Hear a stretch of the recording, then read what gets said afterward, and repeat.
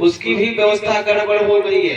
गर्भाधान संस्कार होता है, कब किस मुहूर्त में मुझे पुत्र की प्राप्ति करनी है, वह मुहूर्त गायब हो गया। उस मुहूर्त का कहीं अतः पता नहीं है। आप लोगों ने खूब कथा श्रवण किया कि हे राक्षस फला मुहूर्त में जन्म लिया, ये राक्षस फला मुहूर्त में जन्म लिया। आप लोगों ने वो कई बार सुना। तो ये व्यवस्था गड़बड़ हो गई। मान लीजिए कि इन संस्कारों को नहीं किया जा सकता, भाग दौड़ की जिंदगी में हम आप इतने व्यस्त हो चुके हैं, तो कुछ संस्कारों को ना कर सके तो कुछ मुख्य मुख्य संस्कार तो कर ही सकते हैं। जैसे जात कर्म संस्कार है, जात कर्म संस्कार को कर सकते हैं।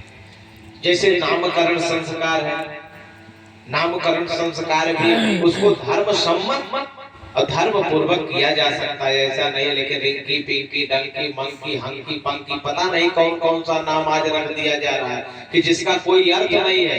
आप लोग प्रबुद्ध जन है, जानते हैं ऐसा नहीं होना चाहिए। धर्म पूर्वक नाम रखना चाहिए। यथा नामे तथा गुणे, नाम की विशेष महत्ता होती है। जैसा नाम होगा उस तरह काम जीवन में जरूर होगा, उसके विचार ही बनेगा।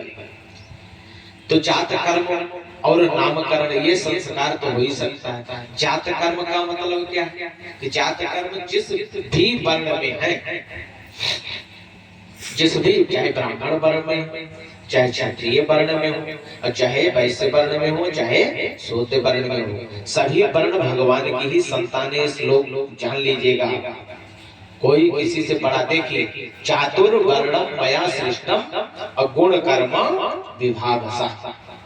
ये जो चारों वर्ण है ये भगवान की ही संतानें हैं। वेद भी कहता है कि ब्राह्मणों से मुखमासीत बाहु राजन्याकृतः उरु तदस्य जद वैश्यः पदभ्यागम शूद्रो अजायत। अच्छा विचार करिए, आज जो भ्रांतियां समाज में चल रही है ये क्या सही है? अगर भगवान की चारों संतानें हैं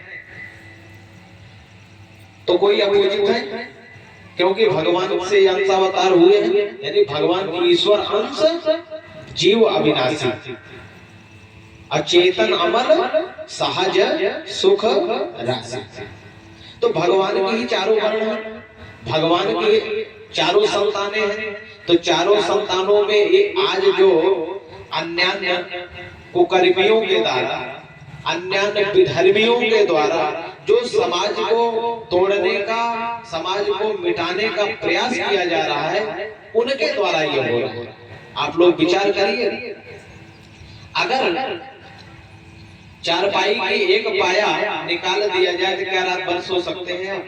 नहीं सो सकते। पहला क्या, भगवान हमारे दो रूपों में आते हैं।